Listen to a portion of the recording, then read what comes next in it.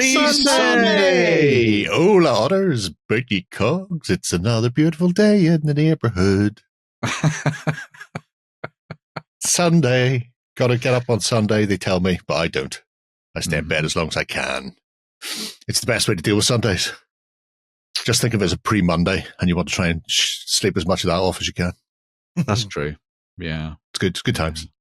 You've been having a good week? Yar. I just want to say a quick thank you. A few people actually reached out to me and sent me some very kind messages recently. I just wanted to let them know it was very much appreciated. So thank you very much for that. So it's it was nice. It was nice. Little virtual letters. So it was we have received at least one letter, and it was nice. It was a real wee pick me up, and good. I was loving that. So it was thank you guys. And wee Billy has settled in well. So Billy the dog is settling in well. We're getting her. She's starting to get trained to dirty outside, which is good. Good luck, Skipper. So we're she still has the odd shite inside anyway, but she is dirty outside. But more importantly than that, what I didn't realize was that in the meantime, Savannah has been training her to high five for treats.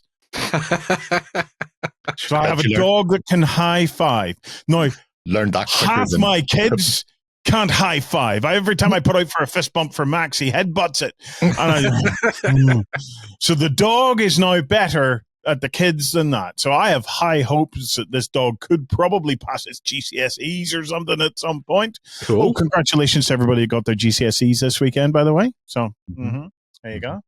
Fallen for the third year in a row. I have been having a whale of a time. A house full of love, house full of animals. Sure. And the kids are going back to school next week. Well, there you go. So you're free again, ish. Well, free-ish, but yeah. It's can I talk a bit about my hobby time? Sure. Because otherwise I just have to tell you about my brother's dog. I will very briefly tell you about my brother's dog. I want to know about your brother's dog. So my brother has a dog called Marabetty. It's an ugly little pug. And he's never trained it. Him and his partner. It listens to Anderson, does not listen to Fat Boy at all because he spoils it shamelessly.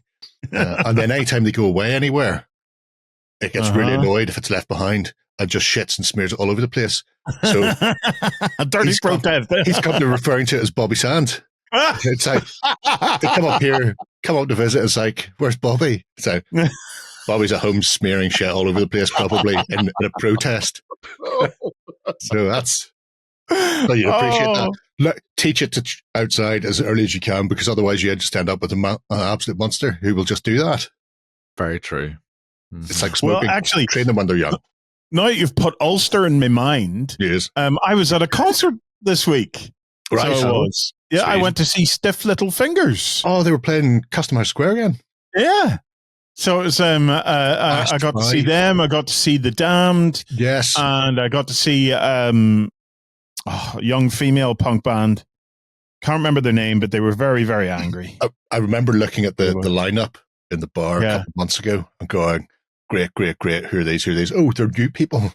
It was a new female punk band. Punk's not dead. Very angry. It shows I am aging, because here I am at a punk thing, right? So you're supposed to be angry. You're supposed to be bitter and defiant. And I'm sitting watching these girls being bitter and defiant and totally punk and going, yeah, you maybe need to chill just a bit. So all the Stiff Little Finger fans are all drinking chamomile tea these days. Well, this is it. I'm literally standing in a crowd of people the age of my mother, and I'm texting Andrea, and because she wasn't there, I was missing her, so I decided I would wind her up. And so I'm texting her. I'm saying, look, the average age here is Armagh, basically not Armagh, but not Armagh. That's another very Ulster joke there. And she texts me in a panic, and she says, "You be careful out there. There's 2 murderers on the run. They've escaped from prison."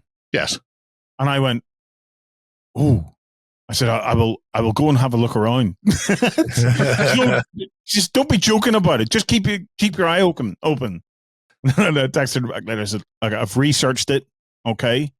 They are two independent murderers. They're not working together. That's making my job more difficult because I'm having to look bi-directionally. I said, I've scoped the place out and I haven't even found any clues. I said, but I am moving myself more towards the disabled section. So if a ship breaks out, I'll be able to run faster.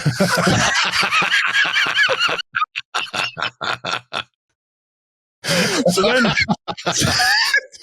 so she's going, but will you stop it? Will you stop it? So then later I went and I actually blagged my way into the disabled section. I told them, I have a really sore back. I have a back injury and stuff. Oh, could you let me in just for a wee second? And I started sending selfies of myself in there in the disabled section. I said, I'm safe now. I've made it. I've even got barriers all around me. It's like being in a school of fish. It was amazing. It was absolutely amazing. It just shows you that, that it's like there I am at a gig and I'm still, mind all over the place, and all I want to do is just wind up Andrea. And so that's what I did. It was a great gig. Stiff Little Fingers were great. It's it's the first gig I've been to in ages, and it's really put me in the mood now. So it's the same night AC/DC were playing Dublin. I know, and I was like, oh god! But you could the tickets for that went like in seconds, and I couldn't afford the tickets for that. It's just big. So yeah, it's all good here in Ulster. Yeah, so it is. Yeah, they're all singing about peace and love and. It's and that's pretty much what we had, bar the two murderers that were obviously on the run. One of which has been caught. So it's okay. I only have to find the other one now. So it's added a decent amount of jeopardy to the situation. Yes, solved now. So and it was great. It was great. And the one thing I've noticed about where we live now, me and Andrea, it's a wee bit remote. Okay, it's a wee bit in the middle of nowhere. But man, it's bang handy for getting to Belfast. Into Belfast in 45 minutes and back out again. Dual carriageway and motorway all the way. So I said to Andrew when we get home, no, this is damn handy. So we should go to Belfast more often. So it's yeah. I did hobby. Let me get back on track. When I left you, when I left you last, yes, okay. I was working on some dungeons. Well, guess what? I'm still working on some dungeons. There's a lot of dungeon to work on. I moved. I had the two dungeon projects. So I have the one on Risers, which is kind of a cavernous kind of dungeon going up and down. Yep. And then I had the Archon stuff. And do you remember I was saying to you, I want to raise the Archon stuff and I want to kind of frame it because it's all very square looking and whatnot.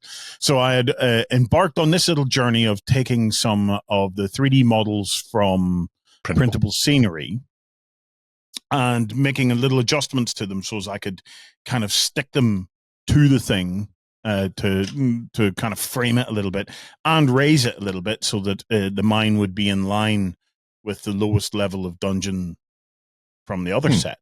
So there was a little bit of compatibility there. Well, I have now got almost to the end. So, Jerry, if you bring up my pictures, it's story time. Story time. It's excellent. So what I did was, as I have come to these days, I've decided to start setting up kind of pre-made rooms. Okay. So I thought to myself, I'll just build a bunch of rooms and see it. Basically, it's a mine. I basically just want to have one central track running down the middle and then rooms offshooting that. And then I'll come up with some rules for moving up and down the tracks and the likes and so on. So this was me just building the rooms, using lots of plastic glue and stuff like that. So assembling the rooms. Well, yeah, the hammer is to try and keep it flat. That's to keep it flat while it's drying. Yes. So it's because my clipping, I employ Max now to clip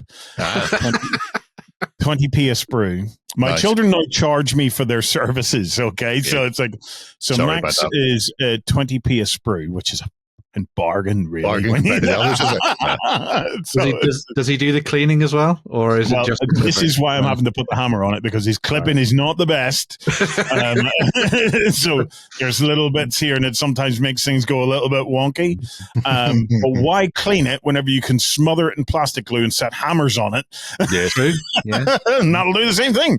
It's a life lesson, right there. Yeah.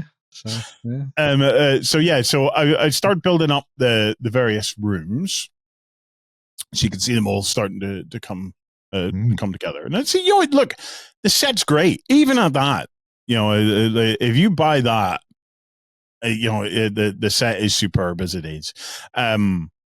You don't have to glue it together. I prefer gluing it together just because I'm lazy these days and I don't want to sit down and have to have a game of Lego before I have a game of whatever it is I want to play. Yes. So I just want to be able to rattle stuff out fairly quickly. Mm-hmm. Next. You come bearing the gift of sprays. Ah, right. The gift of primers. So this is priming the kind of the caverny bits. Yep. To it. So if you hit them, so that's go to that next one. That's them kind of primed. So some are primed with they're all primed black and then zenith. Some zenith gray sear, because I had those lying over. Those ones are prints from an old printer a long time ago. That's why they're ropier looking prints, because Justin printed them. And I didn't know at the time that he didn't know what he was doing, because Justin has this habit of, Justin has this brilliant ability to pretend that he has ability. Justin can convince me he knows what he's doing. If I don't understand something, Justin can easily convince me that he knows everything about it. Okay? He has a good high charisma score and good bluff. He's incredible, because I think he believes it himself, right? And it's only whenever he tackles something that I actually know something about where I go, hang on a second, that's not right. In fact, that couldn't be more wrong. That's random. So he 3D printed all of these, and at the time I thought these are amazing. Now I realize that the poor fella had crap equipment, and it was back in the early days of 3D printing. We didn't know what we were doing. The equipment wasn't great, but I'm still using them, because that's the beauty of 3D printing terrain. Rocks and stuff like that. It doesn't. They don't have to be perfect. In fact, the imperfections, you lean into them. Mm-hmm. So anyway, I got it all primed. And then I thought, right, the fastest way to do these is using model mates, or dirty down, as it's now called. Okay. So I did a 3-layer model mate on these. Okay. So what you do is you stick them all to a stick. Okay. And then the lowest level you hit with mid brown. Okay. Right. Okay. Then the layer above that, you do a very fine line of khaki green. Okay. And then at the very top, you do the nicotine yellow, but you also let the nicotine yellow spill all over the model as well. And what it does is, Model Mates is really interesting, because as soon as you spray it reactivates anything that's underneath it. Yeah, so then once it it's kind wet. of goes all kind of reactivating and mixes. It mottles and stuff. Yeah. No, you could leave it at that, but they're a bit dark for my liking. I like to have just a little bit more kind of contrast and stuff to play with. So what I then do is I get a thing of water, okay, because water reactivates it as well beautifully. So if you go to one of the zoomed out ones, Jerry, which should be coming up next, see? Yes. Well, that's a zoomed in one, but yeah, this is the final effect. That's a zoomed in one as well. Yeah, that's your kind of final effect, and yet another zoomed in one. In fact, that one that you're just about to click on, Jerry, you can see the adjustments I made. So these are ones that I have printed. There, do you see me jug of water and my brush? Yes.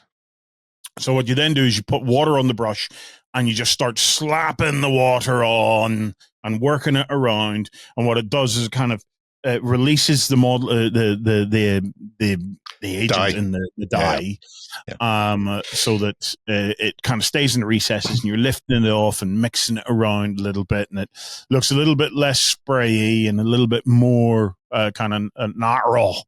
Mm-hmm. So that's what it is. It's a fairly quick process. Yeah. You know, I got through, like I did hundreds of them, you know, as you will see. I mean, it saves. Kind of it's like doing a wash and dry brush, but without having to piss around with any paint.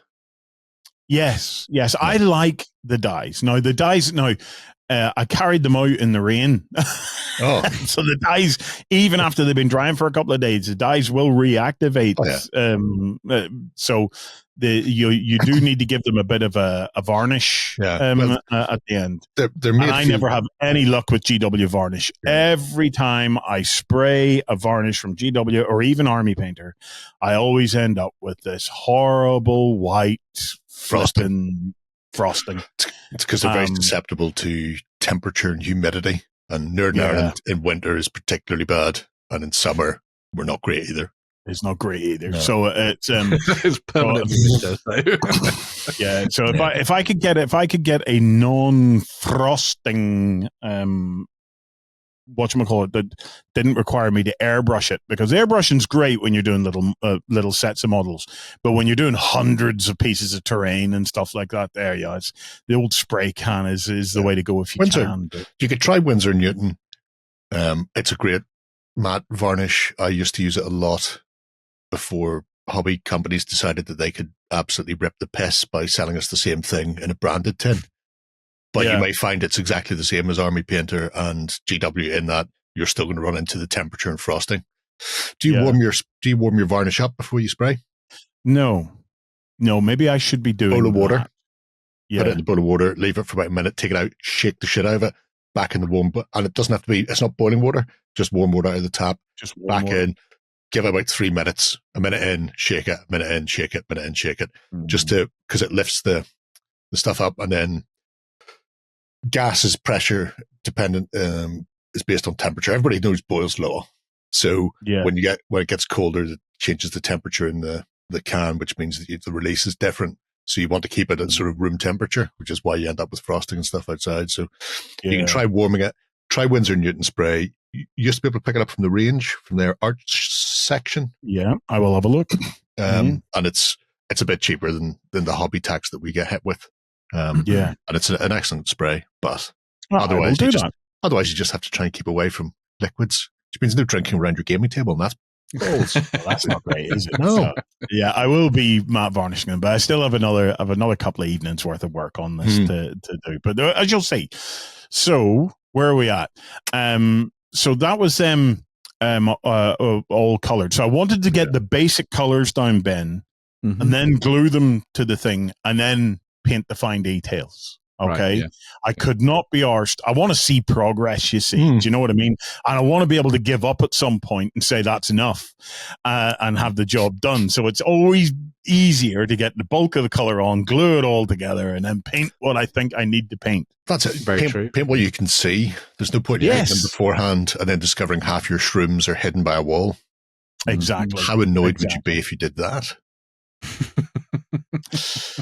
So I then just started to glue it all together. And I use this great glue that I've been picking up from Screwfix. We're using it in the studio a lot at the moment for terrain. And it's basically it's a nice thick super glue and an activator. It's for miter joints.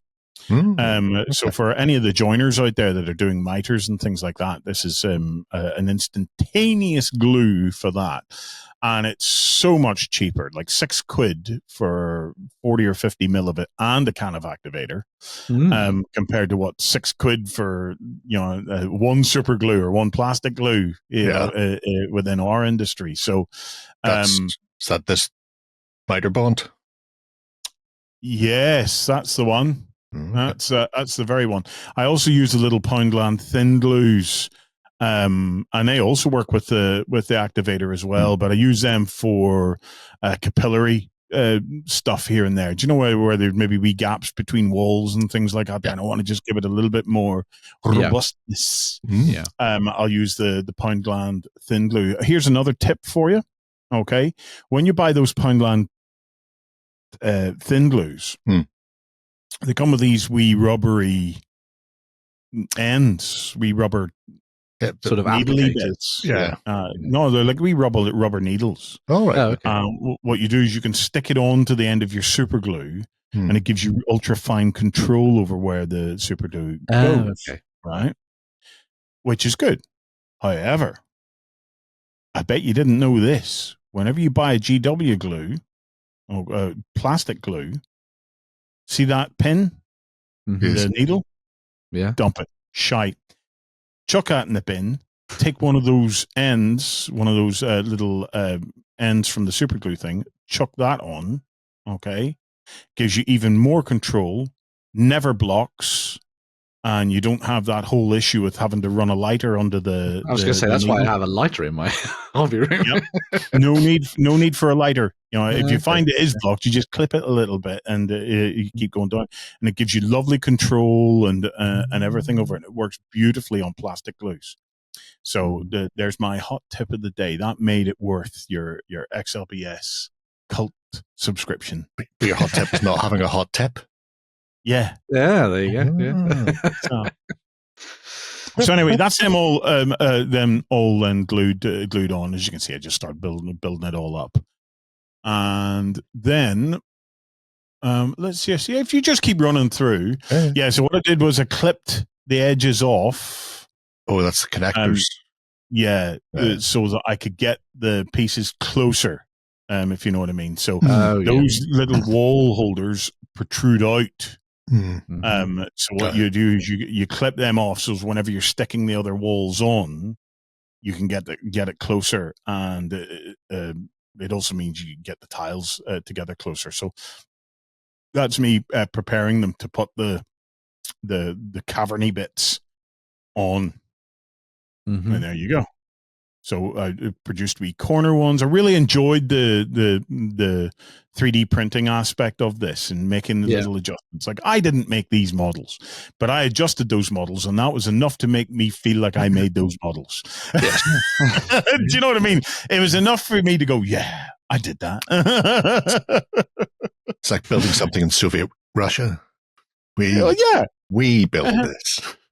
I am now literally the China of 3D printed terrain.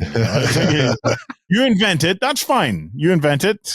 I will steal it and modify it, and then whip out the brain matter beige, the ultimate, of course, the one, the only. Hi, hazy boy. How are you? I don't know what it is about the perspective of this, but I like to imagine that is a bottle this big because people use so much of it. It's like a flask of brain matter beige. Brain matter beige is easily the most important paint color on the planet. So before I painted any of the mushrooms, I tried two approaches. One was I went with a wet brush and reactivated around the mushrooms and then wiped off to try and brighten the mushrooms up again. Okay. Because what I didn't want to have to do was to start undercoating all of the mushrooms again. Okay. So I did that on a couple and then I painted them.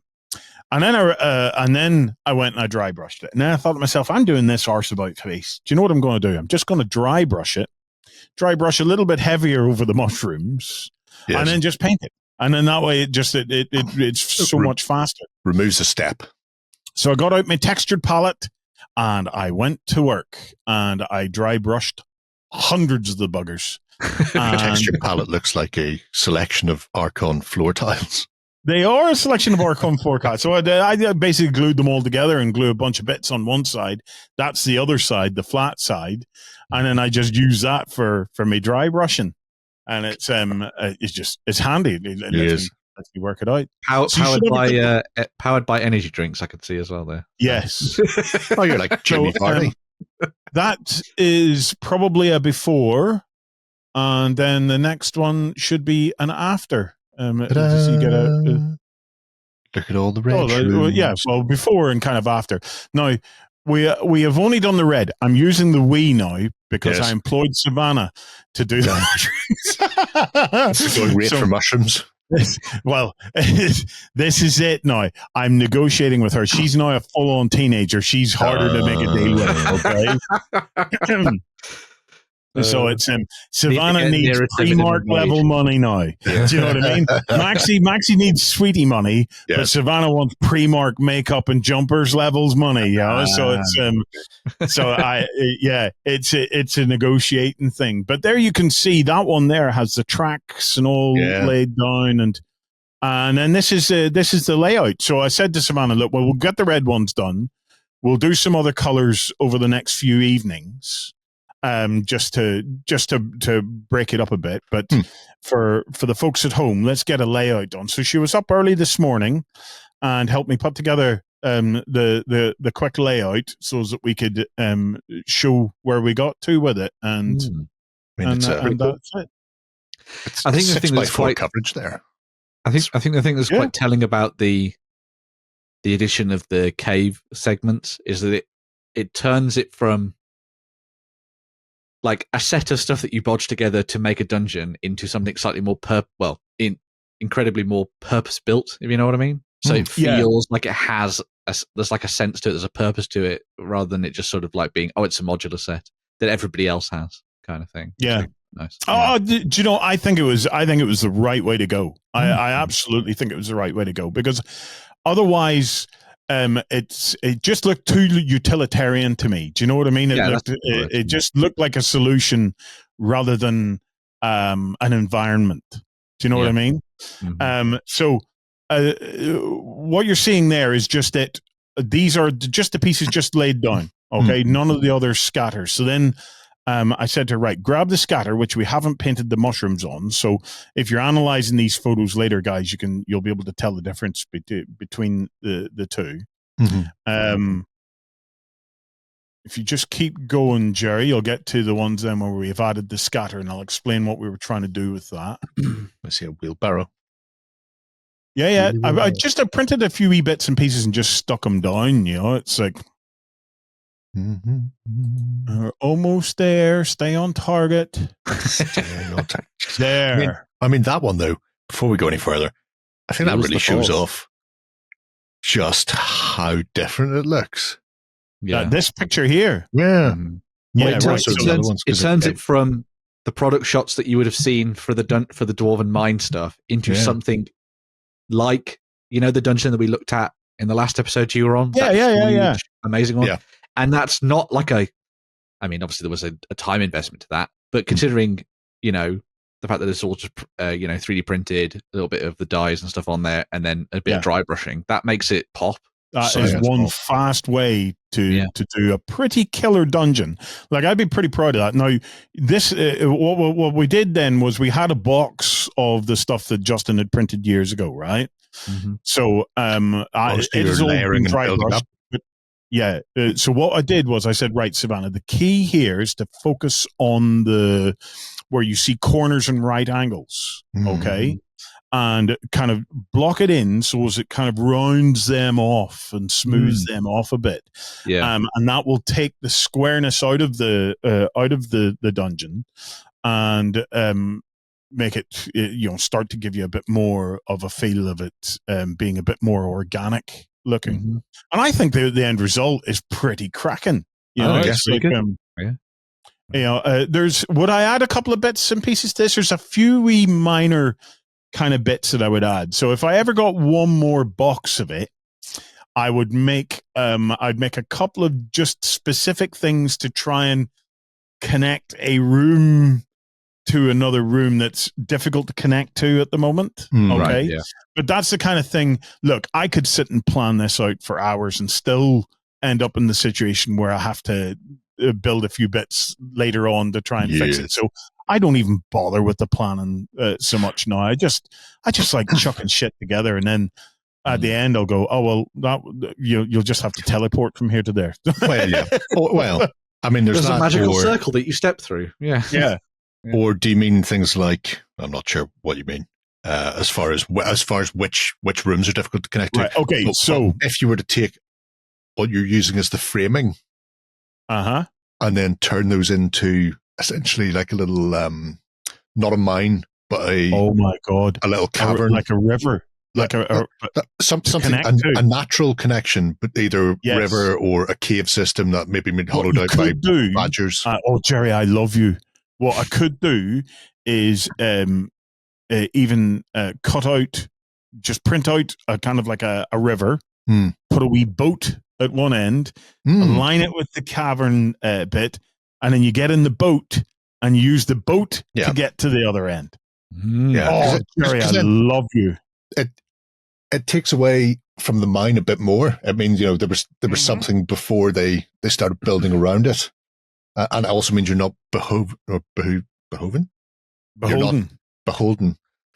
to getting another set of Archon stuff to match, blah blah blah, and then finding a way around. Just go, well, here's another texture. Here's a bit of natural cavernage in there. Or what I'd be interested in is actually picking up another box of it at some point. We'll see if we can form a consensus on when, because I'd like to know that if I pick up a box after X period of time, what will the color matching be like? Will the color gradient still be the same?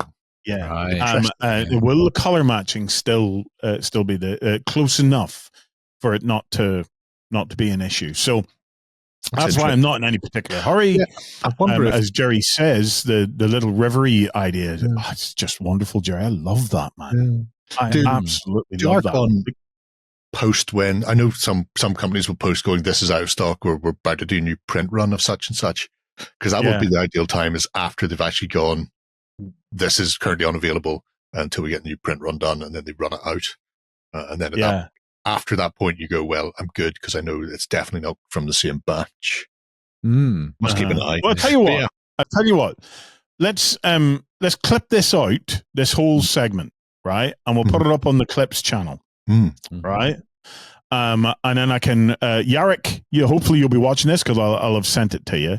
Yarrick, I'm curious, loving this so far, but I'm curious, Yarrick, when you do another run of these at some point, could you give me a tap and to see if I can get a hold of one from a different batch, just to see what the color matching is like. Now, I suspect that the color matching is going to, this is a digital process, so I expect that it's going to be perfect. Yeah, but I'd like to know, because that would be a massive boon to this product set, if color matching is good over periods of time, because anything that's hand painted, you're going to struggle with. You know what I mean? There's always going to be variations.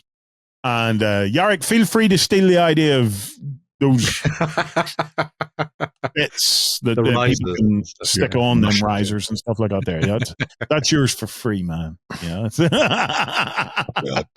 we love that. So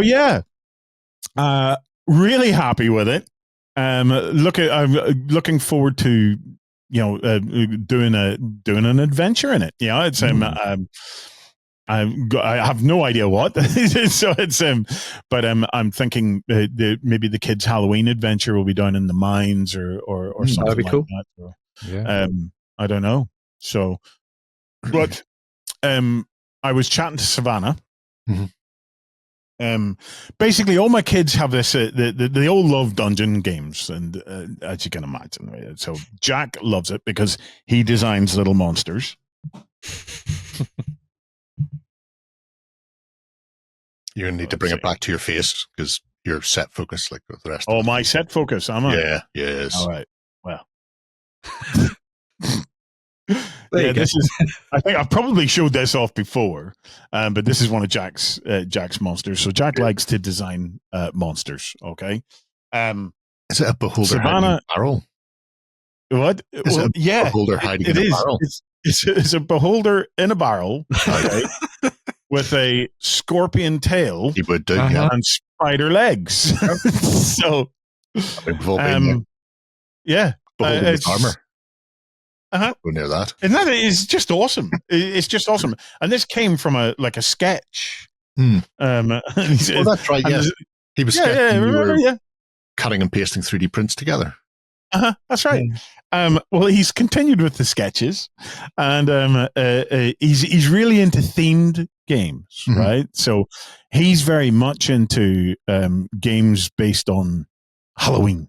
The Christmas game, Daddy. We got to get the Easter game ready, Daddy. We got to get this. He loves these big event games that we build up to. So yeah, I was chatting to Savannah. This all kind of then fell into place. So I was chatting to Savannah, and I told her, look, this dungeon is nearly complete. Another couple of days will be done on this. I said, I'm at the point now where I can start the priming of the other multi-level dungeon, which means I now should start working on the next one. I said to her, look, I have 3 options. I have done some test prints for option 1, which is an Egyptian tomb. I've done the test prints. I'm not massively enamored with it. And I think if I want to do it, I want to do it really well. Okay. Because that's the one that's going to be kind of like a tribute to the Napoleonic Ulstermen that went to Egypt to fight. Okay. So they're going treasure hunting in there, and they're going to get done over by the historically accurate mummies and scarabs and stuff like that there. Of course. Yeah. I got my little men's from Perry's. So I have some little white metal Ulster men in their uniforms. So I had decided to 3D print out some test stuff. Not massively enamored with it. So that's going to go on the back burner. My other 2 options were ice caverns. So like an multi-level ice cavern kind of a thing. Or a lava chamber kind of thing. And bless her, she says, Daddy, I think ice caverns. And I said, funny, I was thinking the ice caverns as well. She says, lava, I think lava, lots of people in your kind of group, in your community, they'll probably have lava stuff. So I'd like to see ice chamber. And she said, we could do a Christmas thing with it. And then I shouted out to Jack, do you want to rescue Santa from an ice chamber at Christmas? Yep. So that's what we're going to do. I'm going to do a violent night in an ice chamber with a kick-ass Santa with an axe and hairy Christmas goblins. So they were disguised as elves, but they were actually goblins. So is Santa going to be hanging from the ceiling, attached by ice, and he has to use the power of Christmas to bring his axe to him, and then drop down and kill one of the big hairy goblins? No, maybe, with the Christmas wampa, fast approaching. Yeah. So I said, do you know what, Savannah? I am well up for this. So let's do it. So I am taking another approach. I'm having another approach to this. So it'll be 3D printed, but up to now, what I've been doing has been 3D printing lots of individual components and then hobbying, gluing it together and so on and so forth. And I thought to myself, right, the 3D printing of 30, 40 components it takes about 30 hours, 20 something hours. Okay. What if I assemble it into a room and see if I can just 3D print the room? Go on the bed. Okay. Yeah. So what if I do the assembly kind of digitally and then print it? Now you can't do it entirely in its digital form, but I am having a crack at it. Okay. And I uploaded a couple of screenshots of my first test cavern. So this will be the ice cavern. So it's all going to be icy cold. It's also going to be multi-level. Okay. So because I like the idea of going deeper into the cavern and up. And do you have the 2 screenshots, Jerry? I sent them a bit later in the day. I've got them, but I've managed to separate them by a country mile between each other. There we go. Now I've managed to put them back together. So what I did, once again, my 2 favorite. Oh, that's not your ice cavern. Oh, that's Iceland's lava. By the way, don't go near Iceland. Anybody who's planning it. Oh my God, that's I've seen lava. I've seen that movie, and I know how that ends. Anyway, ice caverns. That is just nuts. It's good, isn't it? Yeah. It's nice to know Iceland's still looking after us. So what I did was I went to my two favorite collections again. Yes. My Dragon's Rest for the blue risers, and the White Room is a combination of Grotto stuff from the Grotto range of printable scenery. Yep. Okay. So I used the Grotto low walls and the Grotto floors. And what I did was I just combined them all together and then used a Boolean merge to merge them into one model. Okay. And then I used a Boolean subtract to cut out from the blue models. Okay. So what they'll be done is they'll be printed in two batches. So first I print the white part. Okay. And then because my bed's not big enough to print more than that. And to be honest, you know, if you go for really long print runs, you're just asking for trouble for par cuts and stuff like that there. So it kind of makes sense to balance your prints to keep them to not much more than maybe a couple of days. A couple of days running your printers long enough for one model. So I'm printing the actual white part at the moment. Okay. Yeah. And it was great. I merged it all together into one model, exported it, and took it in. And that is a room now built. So there's like 6 or 7 walls in that and a floor piece. And it's all merged together, and it just works. So what I do is to make it work in Tinkercad, because I'm a dunce and I can't work fancy 3D software, but I can work Tinkercad. What I do is I take the models and I reduce the number of polygons in them way down, just to make it all faster and quicker to work with in the Tinkercad. And with it being ice, that doesn't actually matter so much, you know. It's you know, it's a bit more low poly, but really by the time this is all put together, I don't think you're going to notice just how much lower the polygon count is. But we will see after the test prints are done. The Boolean subtract in this instance means that the blue parts, rather than, because they're designed normally to just fit straight on to flat pieces, but obviously there's nothing flat in these caverns that I'm going to build this time. So the Boolean subtract means that they kind of slot in exactly, because it cuts out the shape of the bit that it connects to. Right. Yeah. So I can't move them around anywhere. They have specific places to go. But that's okay, because I'm doing this a room at a time rather than a bunch of little modular bits and then having to sit down with super glue and work it all out. I thought to myself, you know, it's cleaner to work it all out on the computer, maybe, and see. Now, obviously, you can't print that all in one go. Well, you could with supports, but it's just a waste of material, you know, to put a pile of supports onto that when you can print the forward legs and then print the top. Yeah, the room separately. Can I ask a question?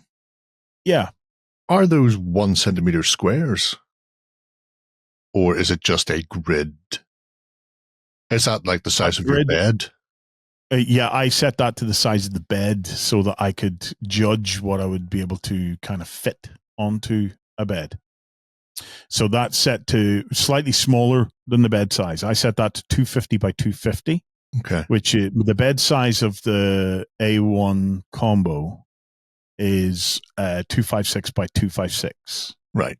So I mean, not kicking the arse off 10 or 11 inches then square. Yeah. Yep. So it's a proper sized room. It's not like it's a little tiny cubby hole. Oh no, it's not a cubby hole. Yeah. And remember, this is just the first test piece. Later, I will get more adventurous, and what I'll do is I'll actually carve rooms up, so you'll get bigger caverns, but those caverns will be multi-piece that I then click together. Yeah. Okay. Yeah. So it's I just love the Bamboo Lab A1. It's a superb printer. Absolutely superb. I'm wearing bamboo boxer shorts, and they're really, really comfortable. I'm assuming it's the same. So anything with bamboo, all the same. Bamboo, not just a torture device. Nope. The only bit that I wasn't happy with, because I was showing it to Savannah, I brought her down. I said, look, there we go. And she said, oh, that's nice. And I said, yeah. And then I was taking her to her, she volunteers, special needs gymnastics thing. I was taking her to that. And the bit that was annoying me, it was playing on my mind, was that between the risers, if you go to the other shot of it, Jerry, the bottom is very, very flat looking. If you were looking at it side on, it's quite flat. And that was kind of bothering me a little bit. But I hadn't said to her, and we were driving along, and she said, you know, Daddy, if you could put a roof or something on that, you know, maybe you could do icicles.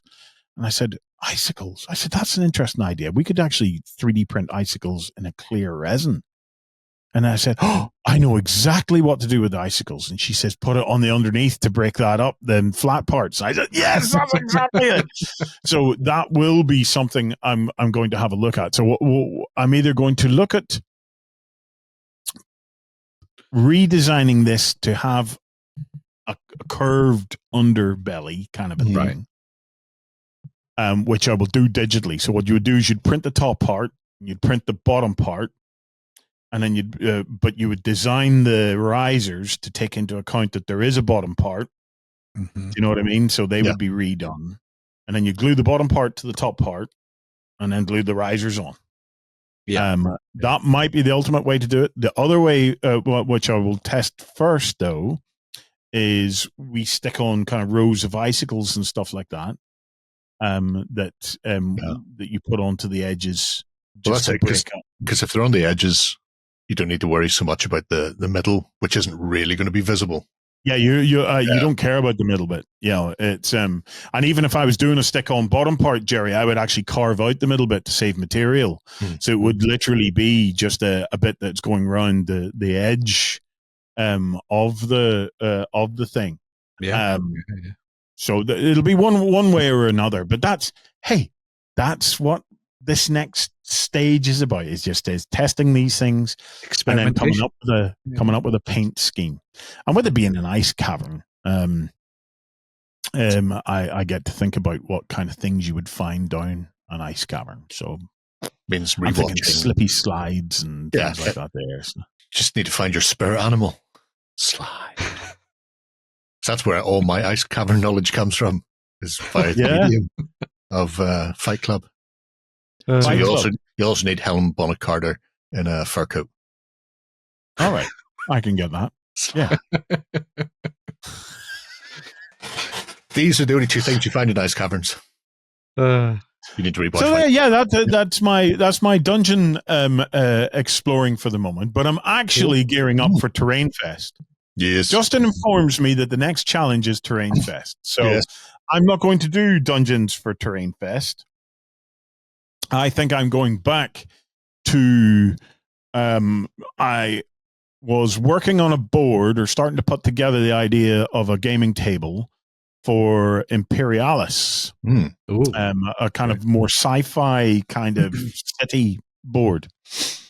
But I'm really enamored. I got a chance to read through the Armored Clash rules. I was lucky enough they asked me to have a look over it and see what I thought. I'm excited. I'm liking it. It's got this great mechanic in it where it uses a card deck, right, per player. And those cards are multi-purpose. They serve a lot of different roles within the game. And this I like this integrated idea where something spreads its tentacles throughout the game. So they're command cards, so you draw them into your hand and you can play them to try and improve what your unit is about to do. They're conquest cards, where basically you can, if you get your unit to do something that was on the conquest card, you can then claim victory points for it. Okay. But the cards also have a value on them. And then any time that your unit has to take a test or something, you draw one of these cards or whatever to see how they perform, and then it's discarded. But here's the thing. You need these cards to keep your army in good communications. You run out of cards, things start to go very bad for your army. So every time you're taking these tests, you're burning through these cards. Anytime you're deciding to do something special, you're burning through these cards. And if this game goes on, you could very rapidly find yourself running out of cards and then things going very badly for you at the end. So there's real balance here of, do I want to take a test, or will I just have them automatically fail that test? Do I want to burn these cards? Look, none of these cards are useful to me right now. Do I want to discard them and claim more, or do I just want to hold on to them and see if they'll actually become useful at some point? So it's a real nice kind of interesting dynamic going on in there that's appealing to me. So I'm going to try and see if I can find the balance in there somewhere between the Imperium kind of look, but also Imperium kind of look for Armored Clash. Because I think I enjoy the Armored Clash game better, just because of that interesting card mechanic, that back and forth between the two players that's going on there. So, so that'll probably be my Terrain Fest project for this year. You guys gonna have a crack at one, or? Age of Sigmar terrain, I think, is going to be my focus. I've got loads of 40k stuff, but I desperately need to add to my fantasy terrain collection. And one of the things with Age of Sigmar is that they've changed it so that instead of it just being sort of like small incidental pieces that you kind of use just to kind of like bulk out a table, you tend to have large centerpiece elements that you then fight around, because one of the focuses of it is that whereas with 40k, it's a lot of moving into cover and using cover to shoot and that kind of thing. A lot of the focus of Age of Sigmar is more in tune with how Fantasy Battles was, where terrain is there for you to maneuver around and it helps block tactically and stuff like that. Yeah. And so I really want to try and get myself some big, maybe 3 or 4 centerpiece pieces of terrain, and then do like a very, very nice job on them and make them big focal points for tabletops. Because I have lots of ruins and in like little tiny bits and pieces, which is fine, but I'd like to get some big bits and stuff. So I'm looking currently at a whole bunch of things. So either like the official Games Workshop stuff, or maybe seeing if I can find some stuff from Etsy and things like that is thematically linked, and use that to build some cool things for the tabletop. So that's probably going to be my focus. Maybe 3 or 4 big bits of terrain that I'll spend a little bit more time on, rather than just dry brushing the heck out of it and then that's it. So, although I might dry brush the heck out of it and then do some more to it, perhaps. Cool. Yeah, you want to. I think I would do. Well, for pre-mark level money, I have a child that can do some painting. Oh, there you go. And so if I PayPal that, you have to pay for shipping though as well. Yeah. So that's my hobby time at the moment, and it's been good. I felt productive. It's been very productive. Yeah. 2 weeks. 2 weeks from here's the shit I'm planning on doing to I've printed out all that shit I was planning on doing. I painted it as well, but I mean, well, yeah, it's if I can get into it, I will rattle through it, and it's and I do find it fascinating. It's the other thing that I'm looking at, Jerry, in my dungeon games, right? Most dungeon games, board-based games, will use squares for movement, okay? And I find that very restrictive from the perspective of what you can do with layouts and stuff like that. But I don't want to go down the route of D&D either, because I like board game mechanics. I think board game mechanics, well executed, are fun, and it draws you more into the table than a D&D scenario where realistically the table's not really required.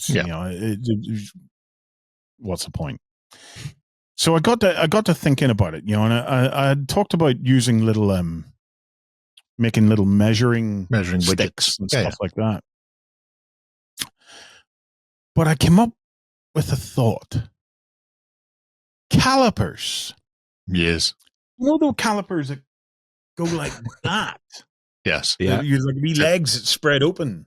You would then walk across a map to work out how far the Red October is hiding from you. Put the calipers down, and then you can. The thing is, the calipers are adjustable. Yes. Aren't they? Yes.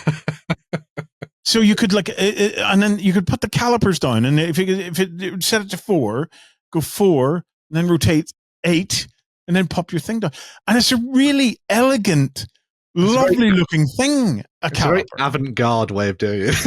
Isn't it?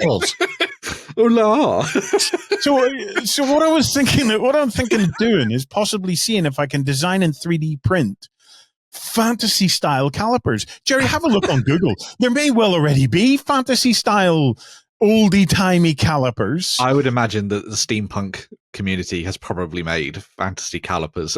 I need fantasy calipers in inches that look awesome. And I'm going to go the calipers route. I think that's how I'm going to do measurements is with calipers. And I think that could be a lot of fun. You know, so like, and you could put a little additional markings and stuff on calipers. You know, calipers. If you think about it, when it spreads out, it'll also give you an arc of fire.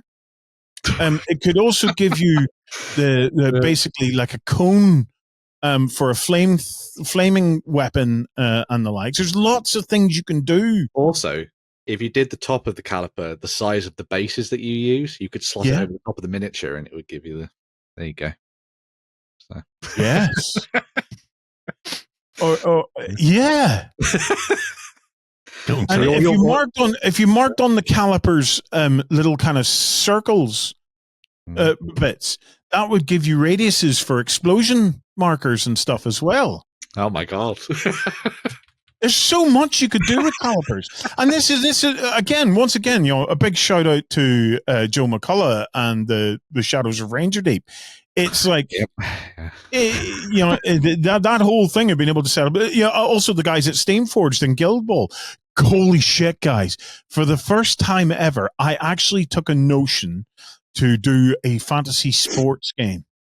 Right. Yeah. Now, me being me, I don't want to do Blood Bowl.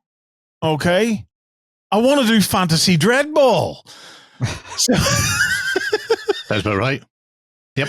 So I had thought about what do I want to do, though. I thought, well, a sports game, it would be cool to keep it. There you go. Look at them. I have no idea what they are. It's an ancient Greek caliber. No fantasy calipers about, unfortunately. But there will be soon. I'm gonna steal a pile of bits, Chinese style, and then put them together and make a 3D printable. I mean, that's your 32mm base in the center. That's got all sorts of stuff on it. Yeah. It's got like lines. It's got like a little W. I think this is used by Moon Knight actually as a weapon, isn't it? Maybe is that an M? It's like a little scarab that he unfolds and then throws at people. You've gone wrong, mate. Not these calipers though. They won't work. I think there's a set of nesting calipers. Maybe you just need to get yourself crab claws. A variety of crab claws. Leave it with me. Leave it with me, and I will see if I can come up with the ultimate fantasy calipers. There's the Greek one again. The Golden Mean caliper. I'm intrigued by that. Look, I kind of want to know how that works, but I'm not 72 pounds interested in how that works. So, look, it's got a little winky. Oh, it does. Yeah. I don't know why my caliper needs a winky. Why does it need a winky? I don't know. So you can do half measurements. It's hanging to the left. Yeah. I don't know. If that winky was right in the middle, I would understand it, but I don't get it. I don't get a winky to one side. Yeah. Somebody will explain it to us in the comments. If I were Greek, I would just instinctively know what that winky is and why it hangs to the left. Do you actually? But being Irish, I don't. So something Frenchman, something caliper vernier. The Chinese are involved in it. Yeah. Got very bored reading little words there that made no sense. Yeah. At no point was the word winky involved. So I'm pretty sure it's not describing that. Anyway. So here's an alternative for Terrain Fest. Yes. Right? maybe some members of the community will give me the shove in one direction or the other, right? I do my Imperialacy City kind of Imperial armor clash board, or I do a fantasy sports arena for Dreadball, for Fantasy Dreadball. I had, Dreadball or Guild Ball. I was thinking about Guild Ball because Guild Ball, once again, doesn't actually require a grid. But then I thought to myself, I don't mind the grid for a sports game, and I love Dreadball. Dreadball is still one of my favorite board games, never mind sports game. I still think it's probably the best executed sports game of the lot. It really is very, very good. Weirdly, Mantic asked like 2 weeks ago on the Book of Faces, what is your favorite board game that we've made? And Dreadball by far and away was the biggest response. And I don't think they expected it because it's currently not available. So they're expecting we've got some great games like Worms is just about to come out and Halo's on its way. And we've got Dead Zone and Umbrella Academy and we've done all these fantastic things. Hellboy, and no mention of Dreadball. Then it's just like the comments are Dreadball. Are we getting any Dreadball? Dreadball. I like Hellboy. Dreadball. So yeah, you're not alone. Right? Hellboy. Well, Walking Dead, superb game. Yeah, Walking Dead popped up as well. But Dreadball is Dreadball as a piece of game design. Dreadball is just amazing. It is a fabulous, fabulous, well executed game. There you go. So it's I wonder, could I simplify it and make a fantasy version of Dreadball? Just pick a couple of teams, retheme them as fantasy, and rock it out, and then do a fantasy hex pitch, big style with the stands and stuff like that. There, it's maybe do it Aztec-y. That could be kind of fun. Aztec, give it a kind of an Aztec or a jungly bamboo kind of a thing. Before you get too set on it, I'm going to throw this one in. Are you aware of Dreadball Ultimate? No. So for first edition, didn't really get a huge amount of run out, but second edition Dreadball had Ultimate on the back. So you've got your regular Dreadball pitch on one side and you flipped it. The other side has got Ultimate. The way the hex was, the board essentially is a lozenge, triangle, triangle. If you put a third triangle in, so it carves it into like a little Triskelon, little triangular thing. You've got end zone, end zone, end zone. Yeah, and you can play 3-player or up to 6-player. So either you make it so that you can. I would need friends for that. You've got children. And if your children want to play, instead of going, we can only play a 2-player game, you can go, we can have up to 6 people in here because it divides up into 6, because each end zone is split half and half, and you can only score in other people's end zones. You can't score in yours or your neighbors. So it forces people to run out. I have 6 humans in this family. So that would be perfect. And the way Billy's developing, even if one of the children are shy, she can take over. Do you know what? I'll put it to the community, but I'm very tempted to do that instead, and to do my do Fantasy Ultimate Dreadball reskin, and see what I can come up with. I'll just throw this here before we move on to have a look at the community spotlights. I love this show. I do love this show. I apologize to you at home whenever I just take this over and talk shite and learn stuff, but that's what this show's for me. Look at that. So, essentially, that's half a pitch. That's half a pitch. But instead of joining at the flat edge, they're turned 180 and then reconnected, so the points join. So you could, if you could potentially make it modular as well, so you could play a 2-player game. Because that's so this would be a scoring end, and then this would be the halfway line. Oh, you just reverse 2 of them and you just reverse 2 of them and plug them together. So that's a 2-player, and then for the 3-player, they turn them so the points are inwards, and then this little widget is added to the middle to make the connection where the ball launches from, and I think it plays with multi balls as well. Multi-ball. Multi-balls. I think I've got PDFs of all of the Dreadball stuff. I will ping them to you. So you can have a look and see. I will have a go at that one. I like the idea of making it modular so that I can do a 2-player game. Because I can process a 2-player game in my head. 6-player game. 6-player game is bedlam. Absolutely. It's bonkers. I really should play again. It's amazing. So if let me get a fantasy one. Let me get a fantasy one going, Jerry, and I'll bring it into the studio, and we'll have a game. Yes, I'm all for that. Yes.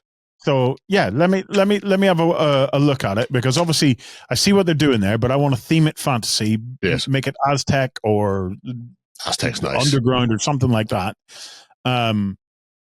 There's Aztec games where one village would come out against the other village, and then the winners would be sacrificed. That's it. That's what I'm thinking. Is exactly that kind of thing. You're the best, therefore the gods want you. Mm-hmm. We don't want the losers. They're shit. Who would sacrifice a loser to a god? Oh, man. Right. Shall we see what the beautiful community have been up to? We shall. Yes. Mm-hmm. In a similar vein to you, Warren, we're going to be starting off with a bit of terrain painting, but on an extraordinarily large scale. Yes. Big Grim has been getting into boarding actions, which is a small but kind of big variant of Warhammer 40,000. The idea is that you play inside space hulks or spaceships or inside facilities on planets and things like that. You bring 500-point armies and you just start and play. There's no big vehicles or walkers or anything like that. You just dive in and play fun, cool space hulk style games on the tabletop.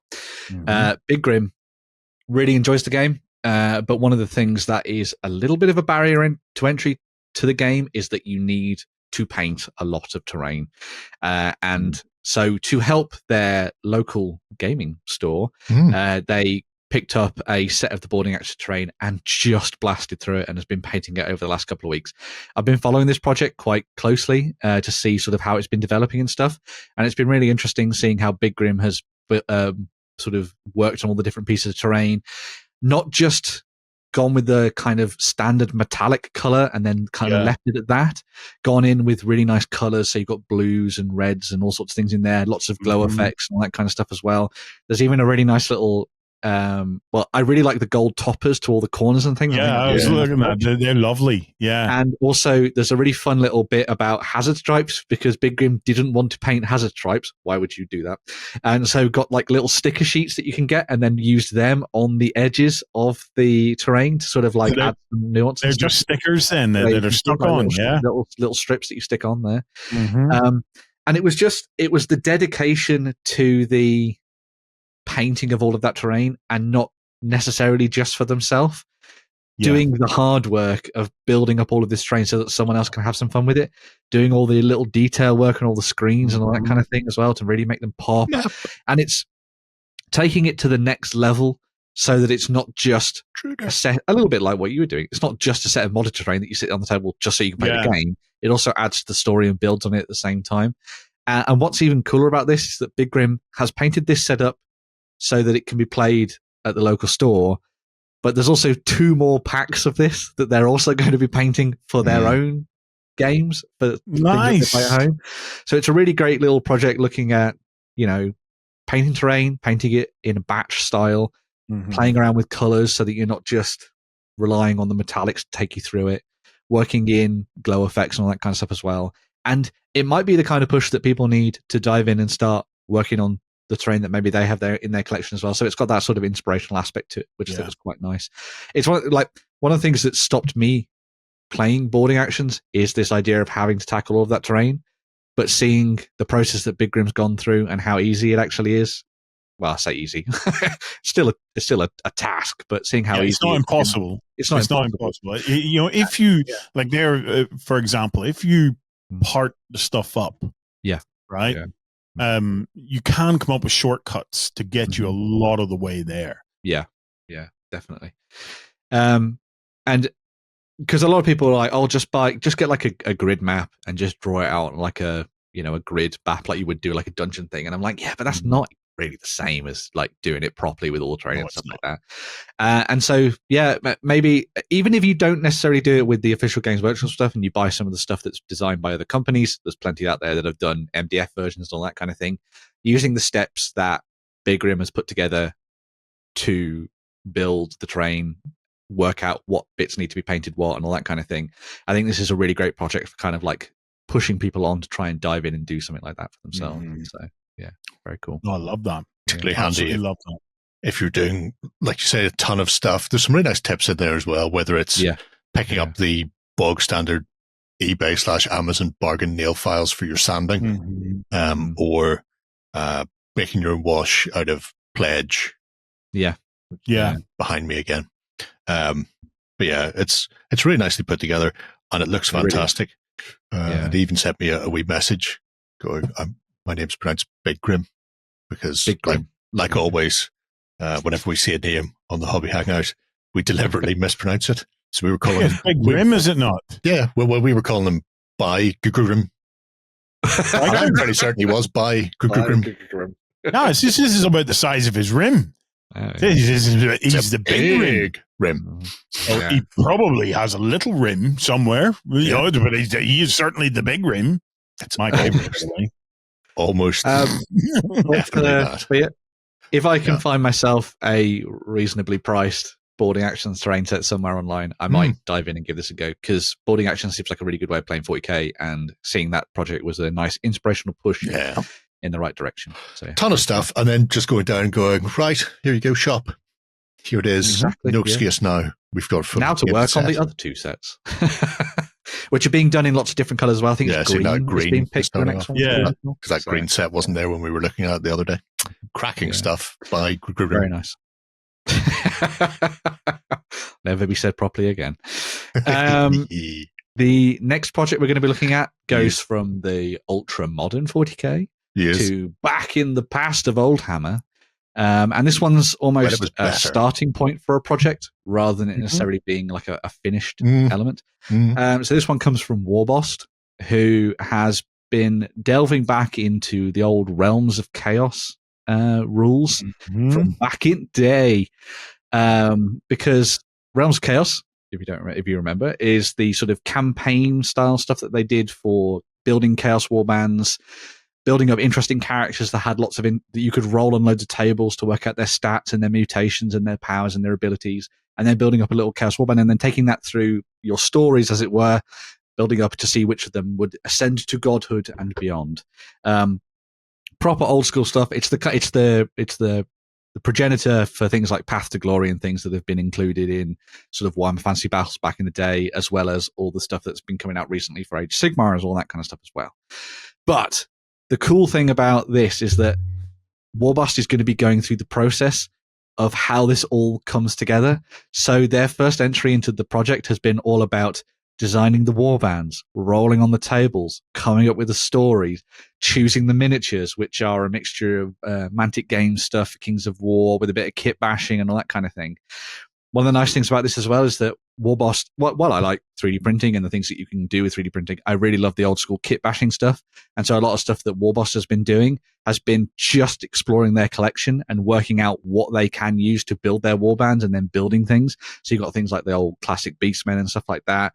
You've got some Abyssal Dwarves, and then there's like the champion is an Abyssal Dwarf. Juggernaut head. With a Juggernaut head shoved on it, which I think is a great way of doing things.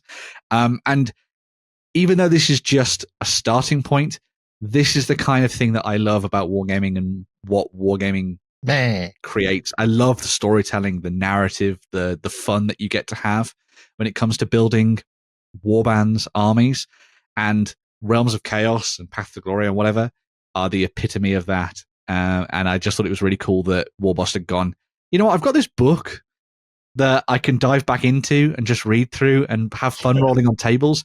And even if Warbost doesn't get to the actual playing of any games with this, I think the process of designing and coming up with a fun warband and playing around with the narrative and choosing what you're going to use for it, I think that's reward enough. Because this is a bit of a tangent, but me and my friends, we got into Traveller, the old sci-fi role-playing game.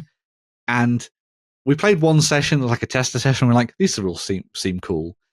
But then we decided as a group that we were going to sit down and we were going to design every single planet in our solar system. So you rolled on tables, you designed the planets, you thought of what their governments would be and all this kind of things. We then played one actual session of Traveller, but it had 20 sessions of building the world, and that was way more fun than the stupid dice fest that Traveller is.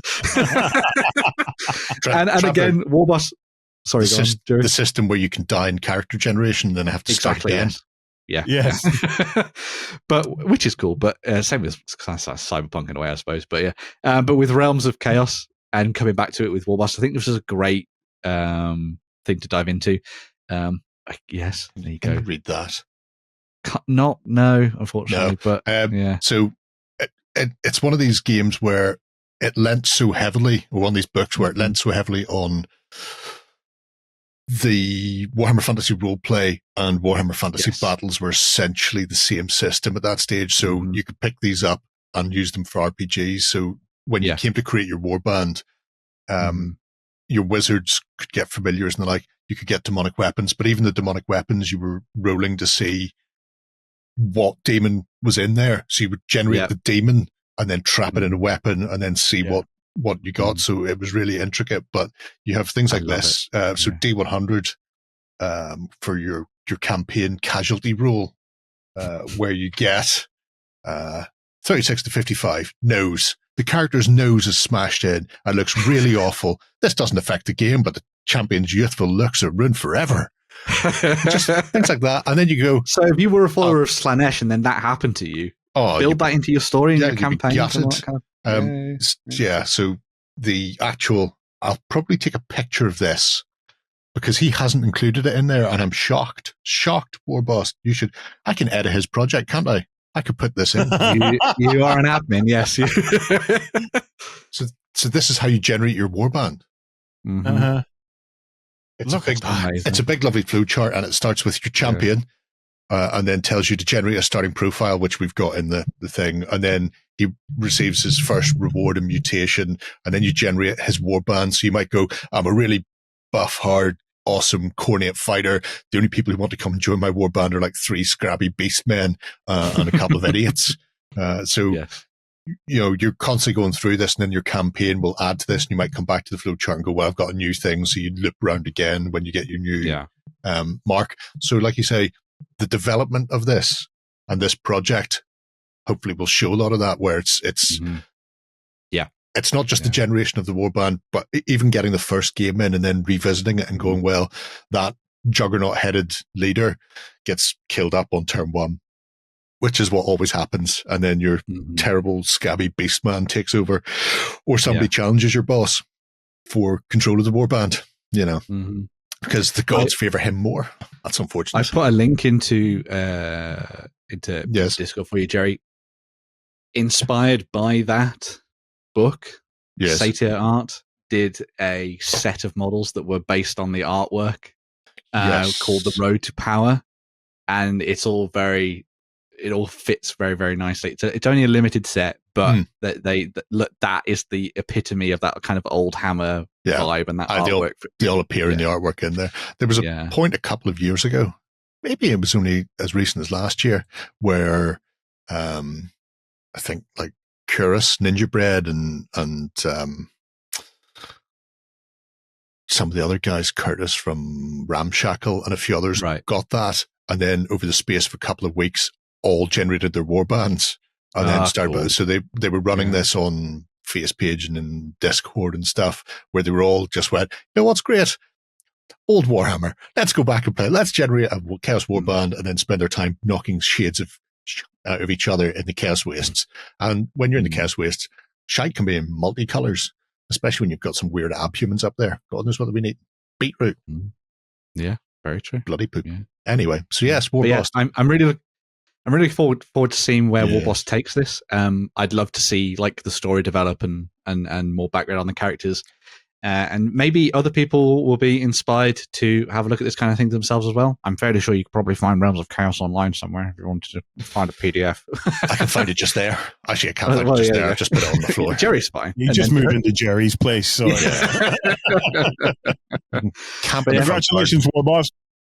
Inspirational stuff once again. Yes. Last but not least, I thought I would excite both Warren and Jerry / Lloyd at the same time with some stuff that Firelock 22 has been working on. So they have been doing Tana Crusades. Oh, God. Oh, yes. So Firelock, as we know, always does really amazing historical stuff. And this one was the building of an army for use in Lion Rampant, using 6mm Bacchus stuff. The idea is that this is kind of like a starter army warband effectively for the game. There's some bits and pieces in the project about sort of like how it works and why they've chosen certain ideas for building the units and things so they can remember for when they take damage and that kind of stuff as well. But the theming of it all is around Kingdom of Heaven. And whilst Firelock obviously loves historical stuff, and a lot of this is accurate to a degree anyway, one of the things that was like, screw it, I'm just going to base it on kind of the look of the characters and stuff from Kingdom of Heaven. So has done the Leper King with the silver mask leading the army. Exactly, yeah. Which I think is great. So why not? Yeah. The other thing as historical documentaries go, Kingdom of Heaven wasn't the worst of them. Well, no, so, it's like you really need to watch not the far director's off. cut. The director's cut is the director's cut. That's not too bad. The theatrical release was Jesus, but this one. But I mean, in terms of the costuming, the sets, the visuals of it. Oh yeah. It's all close enough. Do you know what I mean? The director's cut, certainly from a story perspective, you do get the feel of it. What I find interesting is Saladin. Yes,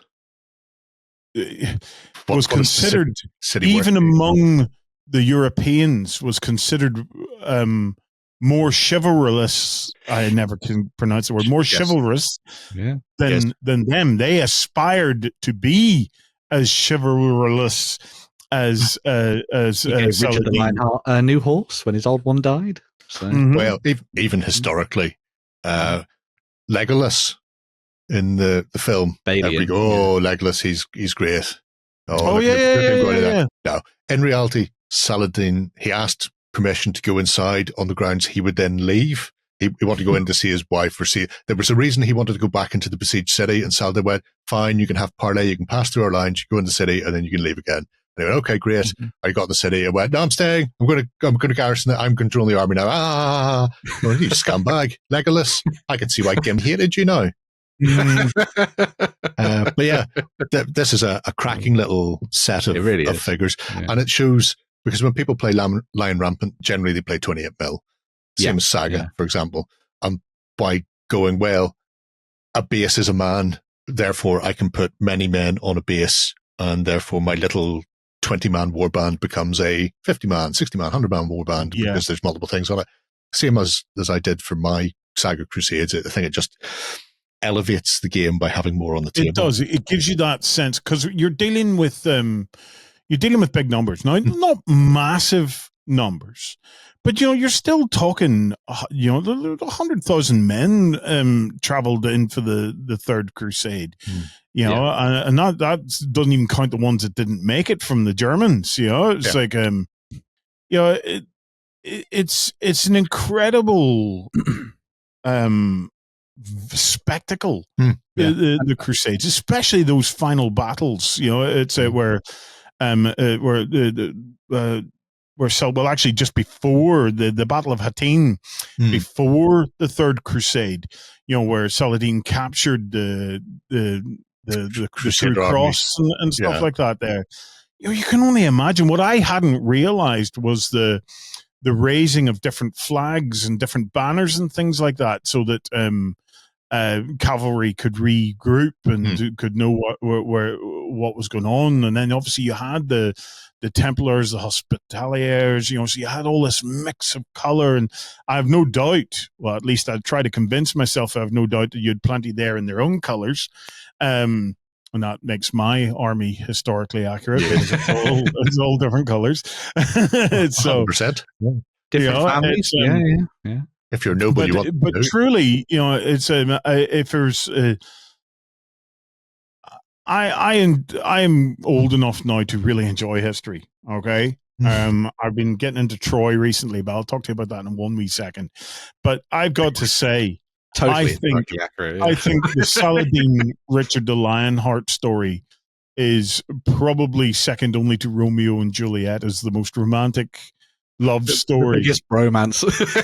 It truly is. It truly is. It's such an incredible story of two born leaders. Like Europe had its share of people that were in charge, but they weren't leaders. There were a lot of arseholes throughout Europe. But Richard, it seems, truly was a proper leader. He was a dude, like a proper kick-arse dude.